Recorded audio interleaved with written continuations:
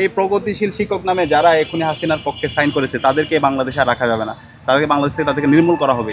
আসাদুজ্জামান কামালেরও মৃত্যুদণ্ড হয়েছে। তো আমাদের ডাকসুর পক্ষ থেকে অবস্থান পরিষ্কার, খুব দ্রুত সময়ের মধ্যে এই রায় কার্যকর করতে হবে। যতক্ষণ পর্যন্ত এই রায় কার্যকর হচ্ছে না ততক্ষণ পর্যন্ত শহীদের আত্মা শান্তি পাবে না। এই খুনি হাসিনা এই বাংলাদেশে যে গণহত্যা এবং শিশুহত্যা করেছে, যে শিক্ষার্থীর উপর নিপীড়ন নির্যাতন করেছে, এই খুনি হাসিনাকে দ্রুতই দেশে এনে এই রায়কে কার্যকর করতে হবে। এটা হচ্ছে এখন এদেশের আপমন মুক্তি জনতার, ছাত্র জনতার দাবি।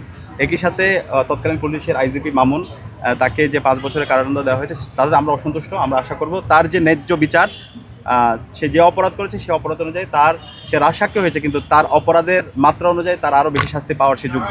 তা আমরা আশা করব এখানে আন্তর্জাতিক অপরাধ ট্রাইব্যুনাল এই রায়টা শহীদ পরিবার এবং তাদের সব সাক্ষী সবার মতামতের ভিত্তিতে, ছাত্র জনতার মতামতের ভিত্তিতে এটা আবার নতুনভাবে রিভিউ করবে, সে প্রত্যাশা থাকবে। এবং আরেকটি বিষয় আমরা দেখতে পেয়েছি, এই খুনি হাসিনা যে মানবতা বিরোধী অপরাধ করেছে, যে গণহত্যা এবং শিশু হত্যা করছে, সেই খুনি হাসিনার পক্ষে গতকাল 1001 জন প্রগতিশীল শিক্ষক নামে একটা প্ল্যাটফর্ম থেকে তারা খুনি হাসিনার পক্ষে নিয়েছে। তো আমাদের অবস্থান পরিষ্কার, এই প্রগতিশীল শিক্ষক নামে যারা এই খুনি হাসিনার পক্ষে সাইন করেছে তাদেরকে বাংলাদেশে আর রাখা যাবে না। তাদেরকে বাংলাদেশ থেকে তাদেরকে নির্মূল করা হবে। আমরা ইতিমধ্যে বিশ্ববিদ্যালয় প্রশাসনের সাথে কথা বলেছি, আইন শৃঙ্খলা বাহিনীর সাথে কথা বলেছি, যে যারা খুনিদের পক্ষে অবস্থান নেয় এবং যারা বাংলাদেশের সর্বোচ্চ আদালত যার মৃত্যুদণ্ড রায় দিয়েছে এরকম একজন খুনির পক্ষে যারা অবস্থান নেয় তাদেরকে এই বাংলাদেশের, স্বাধীন বাংলাদেশে নির্মূল করা হচ্ছে আমাদের রাজনীতি। তাদের কোনো স্পেস দেওয়া হবে না।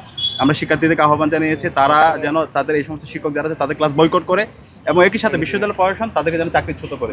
এই জায়গায় কোনো সিম্পিতি চলবে না। এরা ফেসিস্ট, এরা এই খুনি হাসিনা যে গণহত্যা এবং শিশুহত্যা করছে তাকে নর্মালাইজ করতে চায়, তাদের কোনো ছাড় দেওয়া হবে না। বাংলাদেশে হাসিনা এবং হাসিনার দূষণ এবং হাসিনার প্রতি যারা সিম্প্যাথাইজার তাদের কোনো রাজনীতি চলবে না। বাংলাদেশের রাজনীতি হবে বাংলাদেশপন্থী যারা আছে তাদেরই। সুতরাং হাসিনার পক্ষে যারা অবস্থান নেবে আমরা তাদের প্রত্যেককে আমরা এই স্বাধীন বাংলাদেশের বিচারের আওতায় নিয়ে আসবো। এখানে হাসিনা এবং তার দূষিত রাজনীতি করার অধিকার নেই। বাংলাদেশপন্থী যারা আছে তারা এখানে রাজনীতি করবে।